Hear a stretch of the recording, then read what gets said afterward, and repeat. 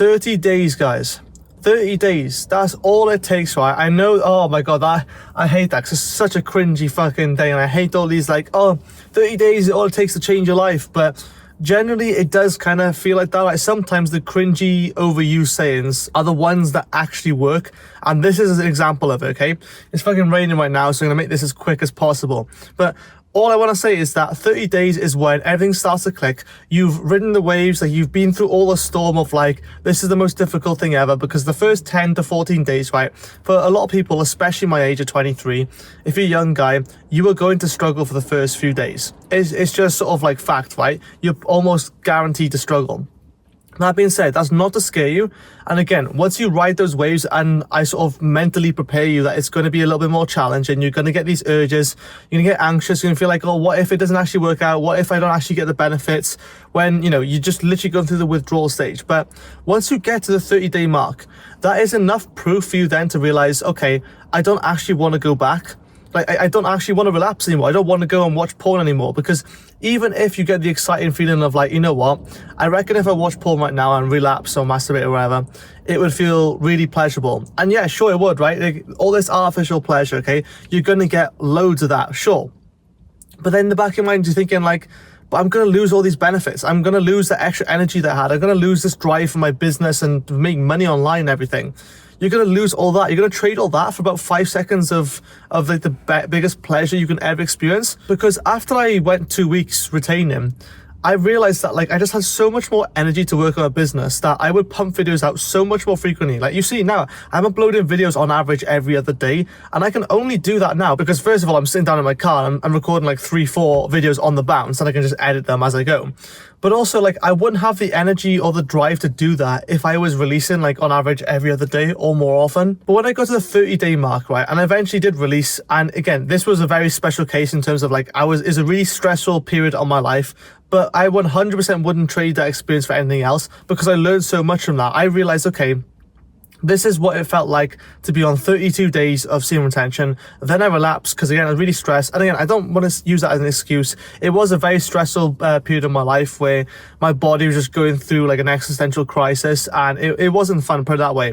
So I decided to relapse. So I fully sort of like acknowledged I was going to relapse. It was a really weird sort of thing, but I'm really glad that I did it at the same time. Not because that relapsing was good in any way, and I really don't want you to think that, because I don't want you to think like, oh, everyone says it's okay to relapse now. It's like, no, I'm not talking about that. What I'm talking about is that the lesson I learned, at least if you go into relapse, make sure you learn the lesson of relapse and realize, you know what, it wasn't actually that great. And the shame I feel now is just going to last way longer than the pleasure, you know, the ultimate pleasure, the biggest amount of pleasure any human being can feel, which is achieving orgasm, right? As far as we know. But those 30 days, man, those 32 days specifically for me, you couldn't trade it. Honestly, you could not trade it, because when I got to that point, to think that like, oh, what would 90 days be like? You know what I mean? Like, what would 90 days be like? Would that just be like 30 days but on fucking like crack or steroids? I mean, like, to think that I was only just starting to get attraction from girls then. I was starting to get some luck. So the other day I was in work. I work in a gas station or petrol station if you're in the UK.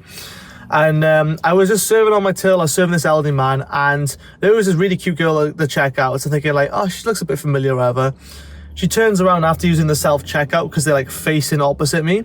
She turns around as she's about to leave, and it's fucking like one of my high school crushes, which was it was insane, really. Like, how many did you have, Evan? Look, I had 2 high school crushes, but one of them like I never talked to at all.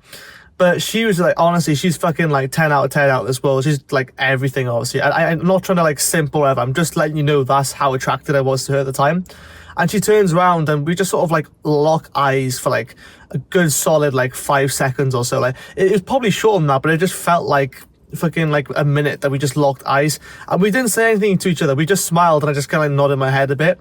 But like at that day, I literally had lost my voice not long ago, and I was really busy with serving customers. So like if I wasn't working, I would have just said hey, right, or something like that, something simple, just to acknowledge that I saw her and I wasn't like fucking shy to talk to it.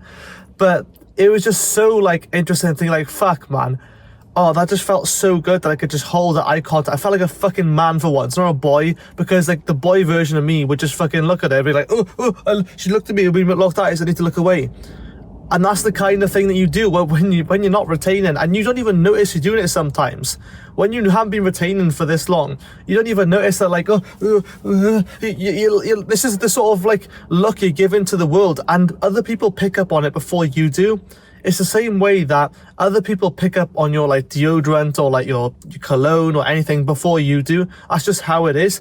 And like, you usually don't smell your own sort of like fragrances.